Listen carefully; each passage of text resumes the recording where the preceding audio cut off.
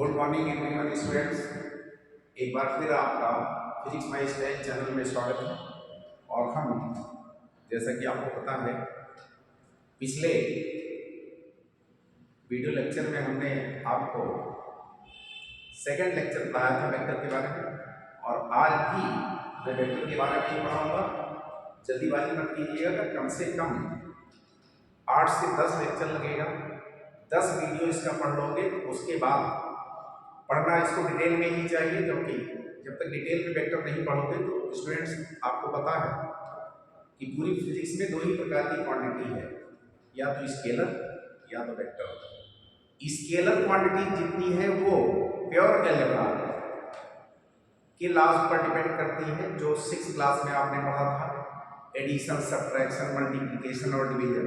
ठीक है। जबकि जो वेक्टर क्वांटिटीज हैं, ये एडवांस लेवल की एक अलजेब्रा है जिसको हम बोलते हैं वेक्टर अलजेब्रा। अगर वेक्टर अलजेब्रा आप कायदे से पढ़ जाओ डिटेल में, तो मेरा दावा है पूरी फिजिक्स में आपको कहीं भी कैलकुलेशन में दिक्कत नहीं आने वाली है। अधिकतम क्वेश्चन को सॉल्व कर ले जाओगे। ये आगे 8-10 वीडियो पढ़ने के बाद, 8-10 लेक्चर इस वेक्टर अलजेब्रा में पढ़ने के बाद, जब आगे की फिजिक्स पढ़ाऊंगा तो उसमें आपको मजा आएगा। और कतई आप इसको आलस मत कीजिएगा, देखते रहिएगा। रेगुलर देखते रहेंगे तो निश्चित रूप से एक एहसास आपको होगा। अभी नया नया चैनल है, ये बात अलग की है, लेकिन आपको ये फील होगा कि कमजोर से कमजोर बच्चा भी नीट और जी मेंस और एडवांस क्वालिफाई कर सकता है। ऐसी कोई दुविधा नहीं है, बस हमारे पढ़ने पढ़ाने का तरीका गलत होता है, जिसकी वजह से हम क्वालिफाई नहीं कर पाते। ठीक है। तो इसलिए रेगुलर इस वीडियो को देखें। निश्चित रूप से ये साबित करके दिखाऊंगा कि आप भी कर सकते हैं, जिसे बहुत अच्छे लोग करते हैं। बच्चों, 5% लोग या 2% लोग, 2 से 5% लोग ही ऐसे हैं जो बहुत ज़्यादा जीनियस होते हैं, यानी बाई बर्थ इंटेलिजेंट होते हैं। अदरवाइज सबको बाई प्रैक्टिस स्मार्ट ब्रेन का बनाया जाता है। ठीक है। तो हम पढ़ेंगे फिर आज इसी पर।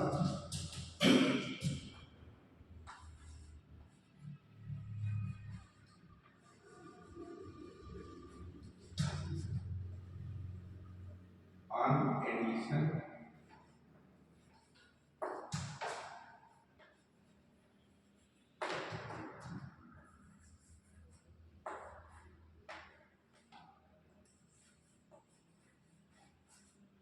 Of vectors. ये हमारा है लेक्चर 3। कौन सा लेक्चर है? ये है लेक्चर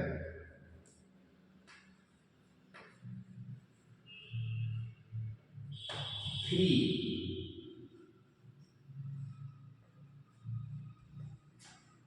ठीक है।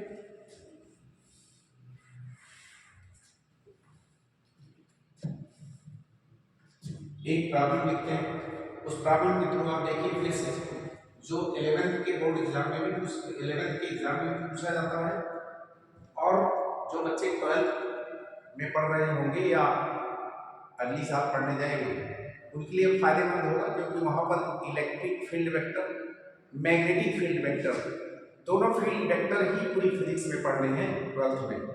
और दोनों में एडिशन की कहीं जरूरत होगी, कहीं सब्ट्रैक्शन की जरूरत होगी, कहीं रिजोल्यूशन ऑफ वेक्टर की जरूरत होगी। तो इसको बिना पढ़े आप 12th की पढ़ाई नहीं कर सकते। इसलिए इसको कायदे से, अगर पहले 11th में नहीं पढ़े थे बेटा, तो अब पढ़ डालो। ठीक है। देखो,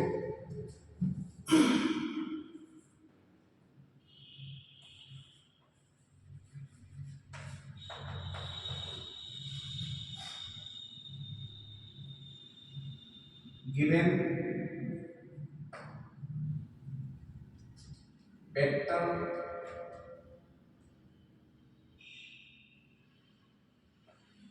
ए प्लस बी का मान इक्वल्स टू मान ऑफ ए प्लस मान ऑफ बी, ऐसे दिया है। और आपसे कह रहा है फाइंड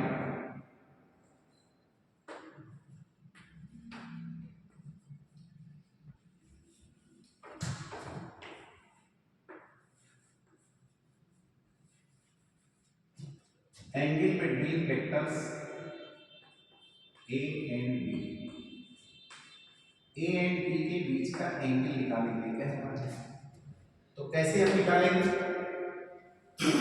सॉल्यूशन देखिए इसका।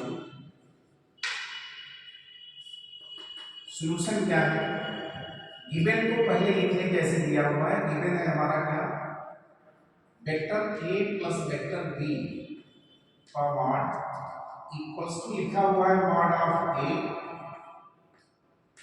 Plus mod of B. तो मैंने बताया था बच्चों जब भी ऐसा दिया हुआ हो, ये चीज हमारी क्या है, ये गिवन है, ठीक है, ये गिवन है। गिवन को पहले लिख लिया, और जहां भी ऐसा लिखा हो इसका मतलब ये क्या है पता है, मैंने बताया था, इसकी जगह पर हमेशा लिखेंगे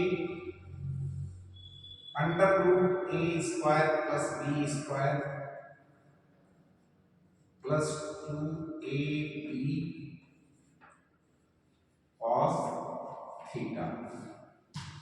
इधर क्या लिखा है, मैंने कहा था ये क्वेश्चन पेपर में लिखने की स्टाइल है मार्ड को, या बुक में लिखा हुआ ऐसे मार्ड मिलेगा, ठीक है।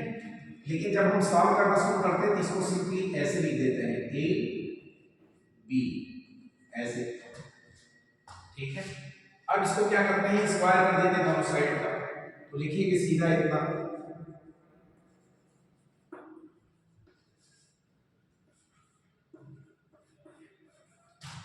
Squaring both these sides of above equation, that is क्या आ जाएगा, अंडर रूट, यही लिखेंगे A square B square plus 2ab cos theta, right. और इधर भी इस पूरे का स्क्वायर कर दिया, इधर भी ऐसे लिख देते हैं a प्लस बी का होल स्क्वायर। अब इसको ओपन करें क्या आएगा, यहाँ स्क्वायर है, अंदर रूट कट जाएगा, यानी यहाँ आएगा सीधा क्या, a square plus B square plus 2ab cos theta equals to, इधर का स्क्वायर क्या है, ये प्योर इलेक्ट्रिक है, ए और बी कैसा है, ए और बी क्या है, दोनों इलेक्ट्रिक क्वांटिटी, वेक्टर नहीं, इसलिए इसको सिंपली जैसे मैंने में पढ़ा था a प्लस बी का होल स्क्वायर, वैसे ही इसको एक्सपेंड कर दो। इसको एक्सपेंड करेंगे क्या लिखेंगे,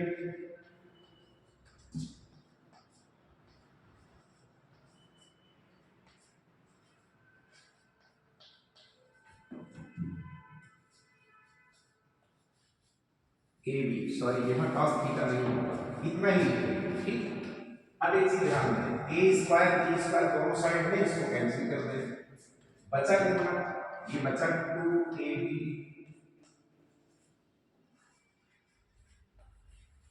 cos थीटा इक्वल्स टू क्या बचा, 2ab, यहाँ क्या बचेगा, cos theta equals to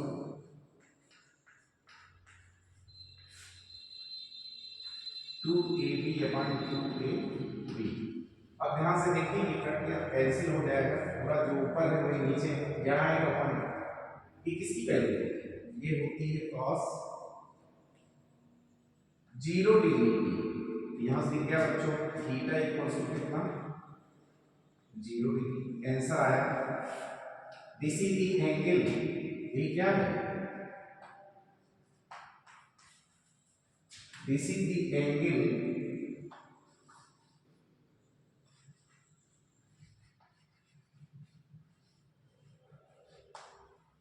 between vector A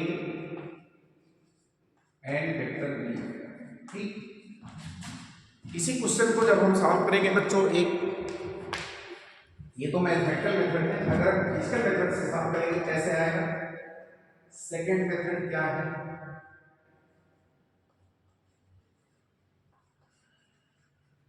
second method देखो, इसको कायदे से देखने आना चाहिए आपको। सेकंड मेथड में क्या लिखा है, a प्लस b का मॉड। तो मॉड के अंदर जो लिखा है ये बात है कि a में वेक्टर b को जोड़ा गया। जोड़ने के बाद क्या है, a का मॉड माने a की लंबाई, b का मॉड माने b की लंबाई, c b दोनों की लंबाई जोड़ दी गई। ठीक है, मतलब अधिकतम लंबाई आ रही है, रिजल्टेंट की लंबाई क्या आ रही है, अधिकतम लंबाई आ रही है। इस अधिकतम लंबाई का मतलब क्या हुआ, अगर एक वेक्टर a ऐसे दिया हुआ है a और दूसरा वेक्टर ऐसे दिया हुआ है इसी डायरेक्शन कहीं ऐसे b, तो हमें क्या करना है, अधिकतम लंबाई लाना है। अधिकतम लंबाई कब होगी, a में b को जोड़ा गया, यहां से दिख रहा है क्वेश्चन में। ठीक है, इसका मतलब a को पहले ऐसे ड्रा करोगे, ठीक, ऐसे ही ड्रा कर लिया हमने। ठीक है, a की लंबाई, वेक्टर a की लंबाई को वेक्टर a का मैग्नीट्यूड बताएगा। यहां से b खींच दीजिए ऐसे सीधा, ठीक, 0 डिग्री तो भी आएगा, साफ साफ दिख रहा है, और 0 डिग्री पर ही अधिकतम लंबाई आएगी। ध्यान दो, mod of a plus mod of b का मतलब a की अधिकतम लंबाई है, b की अधिकतम लंबाई डायरेक्ट जुड़ी हुई दिख रही है। ठीक, डायरेक्ट जुड़ी हुई दिखने का मतलब है सीधा अगर जोड़ेंगे तभी अधिकतम लंबाई दिखाई देगी। तो a इधर है, b इधर, b की अधिकतम लंबाई। तो रिजल्टेंट यही है, पहले वेक्टर के टेल से दूसरे वेक्टर के हेड को मिलाने वाली लाइन क्या है, ये रिजल्टेंट को बताती है बच्चों। ये लाइन हमारी क्या है, यहाँ यही है रिजल्टेंट, और रिजल्टेंट साफ साफ दिख रहा है। कितना बड़ा होगा, कितना बड़ा होगा मीन्स उसका मैग्नीट्यूड कितना होगा। तो a का मैग्नीट्यूड और b का मैग्नीट्यूड जितना होगा उसी के सम के बराबर क्या होगा, रिजल्टेंट का मैग्नीट्यूड होगा। तो देखो this is very shortcut method. ठीक है, हमें क्या करना है, इसमें सिंपल सा ये देख लेना है, a में b जोड़ा गया, ये बात सत्य है। यहां दिख रहा है a और b के मैग्नीट्यूड जोड़ दिए गए डायरेक्ट, तो ये अधिकतम वैल्यू देते हैं। रिजल्टेंट की अधिकतम वैल्यू कब आएगी, दोनों मैग्नीट्यूड डायरेक्ट जोड़ दिए जाए। ठीक है, अभी अगला सवाल बताएंगे, बहुत क्लियर हो जाएगा और क्लियर होगा। तो इसका मतलब है दोनों का मैग्नीट्यूड अधिकतम तभी आएगा जब a के हेड पर b का टेल रख के खींचा गया हो और उसी दिशा में खींचा गया हो, तभी अधिकतम रिजल्टेंट आएगा। ऐसी दशा में दोनों के बीच का एंगल क्या होना चाहिए, 0, और ये 0 पूछा। यहीं से देख के लग रहा है जब मैग्नीट्यूड अधिकतम होगा उनके बीच का एंगल क्या होगा, 0। ठीक है, अब दूसरा सवाल देखते हैं हम। देखो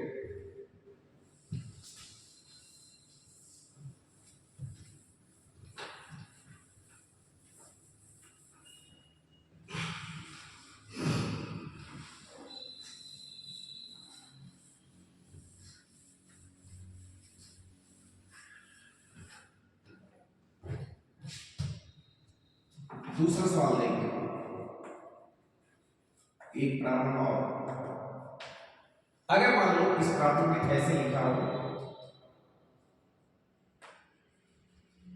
given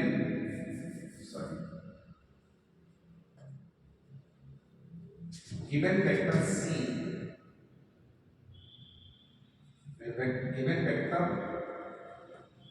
mod of a plus b equals to लिखा हुआ हो mod of a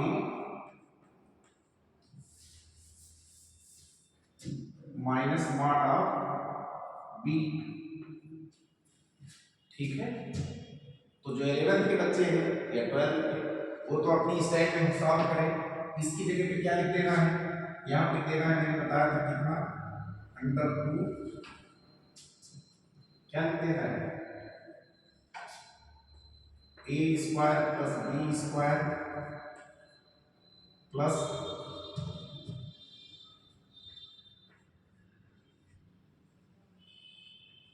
2ab cos theta. पहला काम ये करें। दूसरा, इसकी जगह क्या लिख देना है, सिंपल सा, हमने कहा था सॉल्व करते समय मॉड को ऐसे लिख दिया जाता है, ना तो एरो लगाना है और ना ही वर्टिकल कॉलम में a को रखना है। सिंपल ऐसे ये लिख देना, ये भी मॉड ही है, यहां पर है पी। तीसरी लाइन में क्या करना है, स्क्वायर कर दीजिए दोनों साइड का, ठीक है। तो हम लिखेंगे क्या,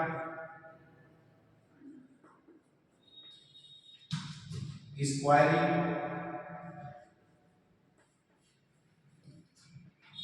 both the sides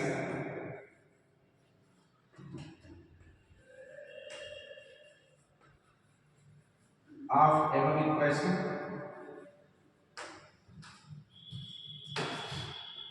that is, क्या आने वाला है, इसका स्क्वायर करेंगे तो एक बार लिख ही लीजिए आप, ठीक। A square plus B square plus 2ab cos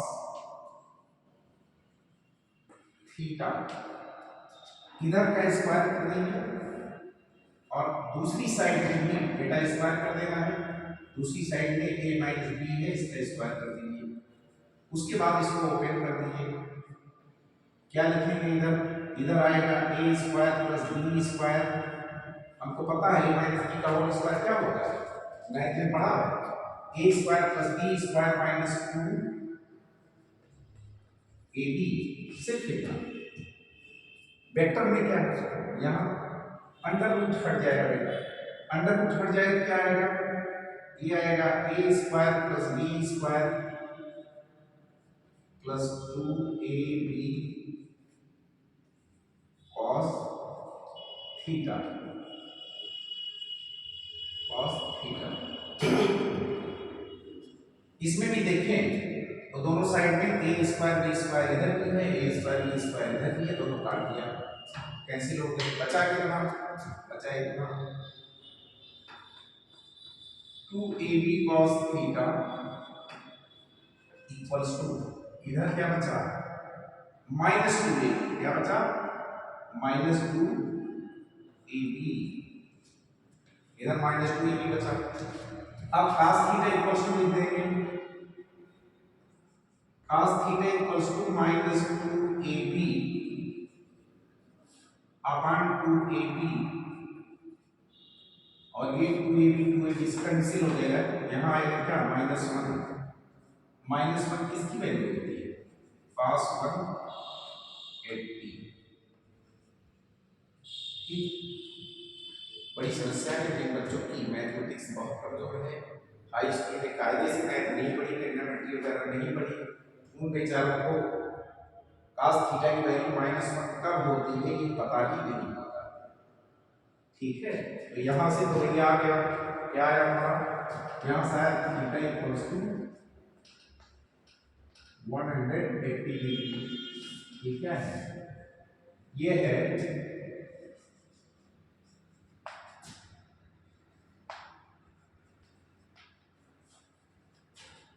this is angle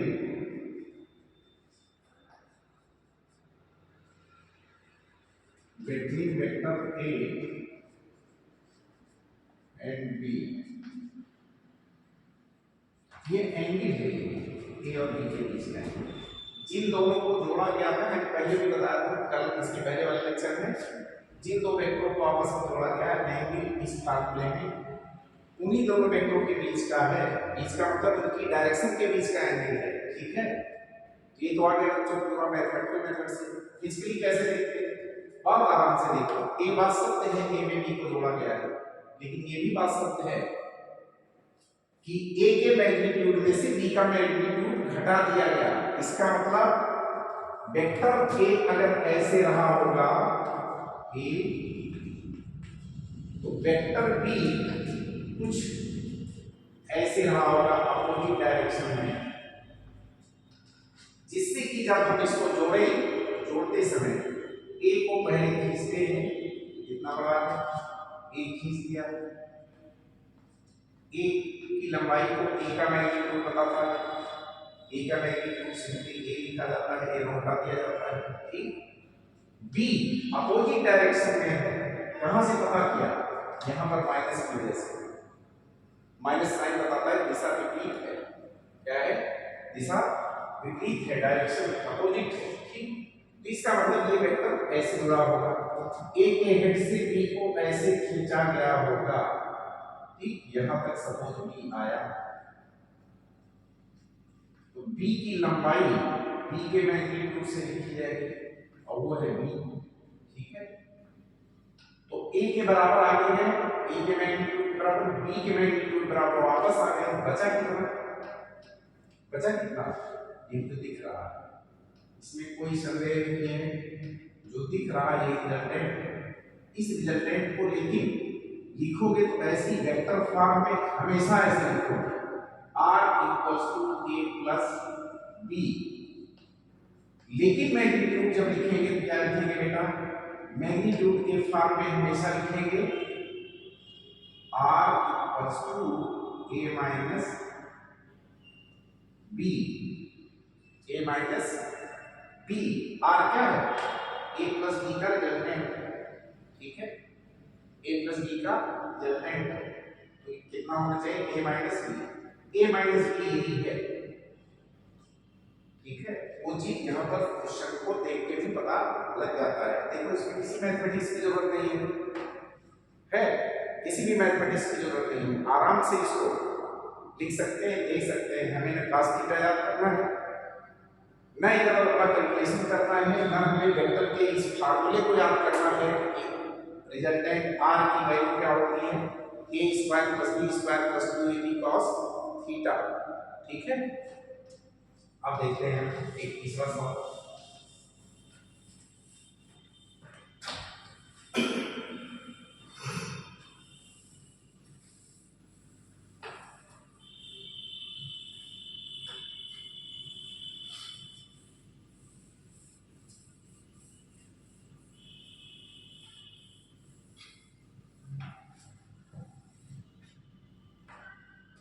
तीसरा सवाल ये है,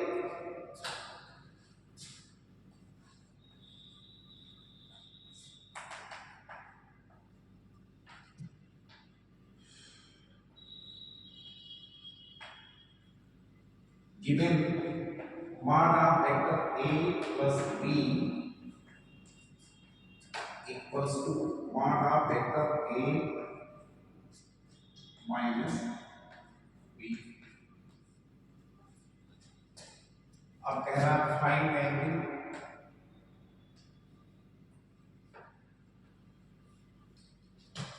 इसके बीच between vector a and b, इसका मतलब है कि वेक्टर a और b के डायरेक्शन के बीच का एंगल हमें कैलकुलेट करना है। तो पहले बच्चों क्या करना है, सीधा सॉल्यूशन, और ये दिया हुआ कैसे लिखेंगे, सीधा लिखिए, पहले given vector a plus b, vector b का मॉड इक्वल्स टू गिवन में है vector a minus vector b का मॉड गिवन है। अब क्या करना है, इसके मॉड को हम पढ़ चुके हैं, क्या लिखते हैं इसकी जगह पर, इसकी जगह पे लिखते हैं under root a square plus b square plus 2ab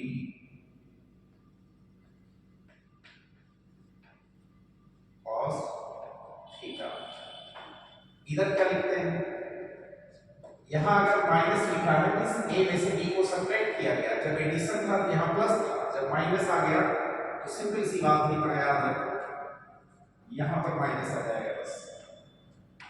तो a square plus b square minus 2ab cos theta, ये है माइनस में। अब देखो इधर a स्क्वायर b स्क्वायर है बेटा, सॉरी अभी नहीं, इसको a square plus b square ही लिखा है, ठीक, ये माइनस है, इसका अंडर रूट होगा, मैंने कहा एक स्टेप एडवांस किया, ठीक है, जब आपका ऐसे होता है। तो इधर क्या लिख दिया मैंने, under root a square plus b square minus 2ab cos theta, ठीक। अब दोनों साइड का स्क्वायर कर दो, इसका स्क्वायर कर दो, इसका भी स्क्वायर कर दो, दोनों साइड का स्क्वायर करने का क्या फायदा होगा, अंडर रूट हट जाएगा, अंडर रूट हट जाएगा, क्या आएगा, A square plus B square plus 2ab cos theta. और यहां पर भी क्या आने वाला है, A square plus B square minus 2ab cos theta. Root दोनों साइड से हो जाएगा बेटा, दोनों साइड में ए स्क्वायर बी स्क्वायर है, इसको कैंसिल कर देते हैं। आता क्या है, यहां पर आएगा 2, बचा कितना, 2ab cos थीटा। यहां पर क्या बचा हुआ है, माइनस 2ab cos थीटा है, उसको इधर ट्रांसफर कर लेंगे, माइनस साइन के बजाय प्लस हो जाएगा, और प्लस हो जाएगा मीन्स इसके साथ आएगा, जुड़ जाएगा, जुड़ेगा तो होगा 4ab cos थीटा। अब इधर तो कुछ नहीं बचेगा, राइट हैंड साइड में यहां होगा 0, यहां से लिखोगे cos theta equals to 0 upon 4ab, क्या देगा 0। किसी भी क्वांटिटी से 0 को डिवाइड करते हैं क्या करेगा 0, ठीक है। अब बाय के स्टूडेंट है तो भी कोई प्रॉब्लम नहीं, बराबर कोई के लिए ही और बिल्कुल कमजोर बच्चों के लिए ही ये फिजिकल मेथड है जो मैं पढ़ा रहा हूँ, जिनको फिजिक्स में बार बार कैलकुलेशन का सामना करना पड़ता है, ठीक है, फार्मूला देखना पड़ता है, या उन्हें समझ में नहीं आता कि हम सोचे कैसे, करें कैसे। तो यहाँ सोचना करना नहीं, देखना है, ठीक है, देखने वाली प्रक्रिया ये है। तो अगर cos थीटा बराबर 0 है, यहाँ तो ऐसे लिख देते हैं हम लोग, cos 0 कब आता है थीटा की वैल्यू, जब ये होता है 90 डिग्री, cos 90 डिग्री की वैल्यू 0 आती है। तो देखो ये सब चीजें मैथमेटिकल है, ये हमेशा आपको याद रखना पड़ेगा कब ये 0 आता है cos की वैल्यू, ठीक है। और अगर नहीं याद है तो हमारे जैसे बन जाओ, हमारी जैसे मीन्स हम मैथ की बात ही नहीं करते, फिजिक्स में पढ़ा है। अगर देखो मेथड सेकंड, तो सेकंड मेथड क्या है, सेकंड मेथड क्या है, बहुत आसान है। देखो दो वेक्टरों को जोड़ना है, ऐसे ए को खींचते हैं, ए बी को जोड़ना है, बी को हमने ऐसे जोड़ना सीखा था, किताबों में लिखा है बी ऐसे, ठीक। बी के टेल को ए के हेड पर रखकर खींच दिया, फिर रिजल्टेंट पहले वाले वेक्टर ए के टेल से बी के हेड को मिलाने वाली लाइन को कहते हैं, और उसी डायरेक्शन में होगा भी रिजल्टेंट ए के टेल से बी के हेड की तरफ।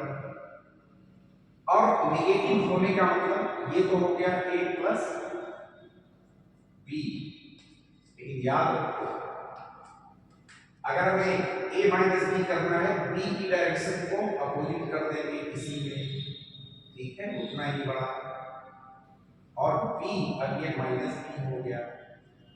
अभी तक a में प्लस b जुड़ता था, अब a में माइनस b जुड़ेगा, तो रिजल्टेंट इसी a के टेल से माइनस बी के हेड को मिलाने वाली लाइन होगी, और इसको लिखोगे a माइनस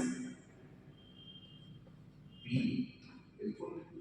लेकिन अब साफ साफ दिख रहा है a प्लस बी के मॉड के बराबर a माइनस बी का मॉड है, दिख रहा है, नहीं है भाई। मॉड किसी वेक्टर, देखो ये पूरी लंबाई है, ठीक है, ये पूरी लंबाई इससे बड़ी दिख रही है, इसका मतलब ये गलत, बराबर कब होगा, सोच डालो, देख डालो कैसे होगा। अगर इसको मैं ऐसे बना देता, ए ऐसे होता और बी ऐसे होता, इसको थोड़ा सा घुमाओ, अभी तक तो ए की डायरेक्शन ये थी, बी की डायरेक्शन ये थी, ए बी के बीच का एंगल ये थीटा था, ये 90 डिग्री से कम है। अब मैंने क्या किया, वेक्टर ए को कैसे ड्रा किया, इस डायरेक्शन में ए है, ए से 90 डिग्री का एंगल बनाते हुए मैंने इसको बना दिया बी को। अब रिजल्टेंट क्या होगा, ए के टेल से, ए के टेल से बी के हेड को मिलाने वाली लाइन यही है। ये आई क्या, ए प्लस बी। अगर ए माइनस बी करना है तो बी को नीचे की तरफ खींच दो, ठीक है। जाहिर सी बात है बी की दिशा से बदल गई, क्या बदल गई, दिशा बदल गई, ये हो गया माइनस बी, लेकिन लंबाई तो वही है, लंबाई वही है, क्योंकि उसको सिर्फ उल्टा खींच दिया गया है। लंबाई वही, इस मैग्नीट्यूड वही है, अमाउंट वही है, ठीक है। ये बी ही है, यहां पर बी ही था, ठीक। कोई भी वेक्टर बेटा गिवन डायरेक्शन में पॉजिटिव होता है, हमेशा पॉजिटिव होता है, किसी भी डायरेक्शन में दिया हो, ठीक है।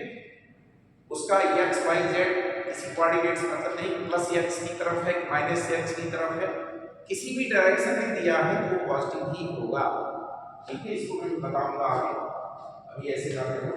तो रिजल्टेंट इसका कहां से आएगा, ए के टेल से माइनस बी के हेड को मिला दो, तो क्या बना भाई, ए माइनस बी। रिजल्टेंट देखो क्या आया, ए माइनस बी। अब अगर देखो फिगर ही बता रहा है कि अगर दो त्रिभुज बने, दोनों त्रिभुज में ये साइड कॉमन है दोनों की, और ये साइड क्या है, डिफरेंट है। ये साइड अलग अलग है, लेकिन इसकी भी लंबाई क्या है, डिफरेंट होने के बावजूद भी बराबर लंबाई है। बराबर लंबाई होने का मतलब तीसरी साइड भी बराबर ही है, होगी, है ना। कब, अगर ये 90 डिग्री है तो असल में तो एक बात क्लियर है, फिर से देख लो इसको। वेक्टर ए के हेड पर वेक्टर बी को खींचा गया, रखे 90 डिग्री एंगल पर, ठीक है। ए और बी के बीच 90 डिग्री का एंगल बना, तो ये रिजल्टेंट आया ए प्लस बी। और बी का अपोजिट बना दिया हमने, मींस नेगेटिव वेक्टर बी बन गया। नेगेटिव वेक्टर बी को जोड़ा किसमें, ए के हेड पर ये भी रखा है माइनस बी, तो रिजल्टेंट आएगा ए माइनस बी। और साथ साथ दिख रहा है फिगर से कि ए प्लस बी का मार्ग बराबर, इसकी लंबाई बराबर इसकी लंबाई के,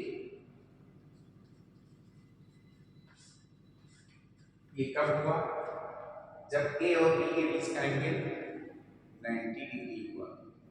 क्या हुआ, 90 डिग्री हुआ। ये सवाल पूछा भी गया है कई वगैरह में, पहले सीपीएमटी होता था उसमें पूछा गया सवाल, बहुत सारे से एग्जाम में पूछा गया है कंप्लीट, ठीक है। तो this is the very short method and visualization method which is used to solve the problems of physics and easy to the students who are poor in mathematics, right. तो okay बच्चा, thank you for watching physics my channel, physics my style channel, ठीक है। Next video ऐसे, लेकिन एक बात बताऊं आप लोगों को बच्चों, रेगुलर वीडियो मेरी देखते रहिएगा, मिस मत कीजिएगा, ठीक है। शुरुआत जरूर रखिएगा, लेकिन हल्के में मत लेना, बहुत याद आऊंगा, समझ रहे हो, बहुत याद आऊंगा। और अप्रैल का जेईई मेंस और नीट जो मई में होगा, दोनों कंपटीशन को देने की कोशिश किया। मेरा पूरा वीडियो देखिए, और अगर आपको लाभ ना हो, लाभ नहीं, जो आपकी दुर्दशा है, 5-5 साल कोचिंग करने के बाद नीट जैसे एग्जाम में 15 सवाल 16 सवाल नहीं कर पाते हो, मैं बता रहा हूँ 20 पार कर जाओगे, 25 पार कर जाओगे बहुत आराम से, समझे। 25 नहीं हो सकता, 30 भी पार कर जाओ, मेरे पास वो है, मैं ज़्यादा अपने को बताना नहीं चाहता, समझ रहे हो, मेरा एक्सपीरियंस है। जेईई मेंस और एडवांस में भी ऐसे ही है, लेकिन पढ़ना तो आपको पड़ेगा। आपको मेरे साथ कम से कम आधे घंटे रोज देना पड़ेगा घर पे, वीडियो देखा कीजिए, ज़्यादा बड़ी वीडियो नहीं बनाऊंगा, आधे घंटे की ही बनाऊंगा। उसके बाद रिवीजन क्लास भी शुरू करूंगा, आप देखना, जिसको कहते हैं इन वन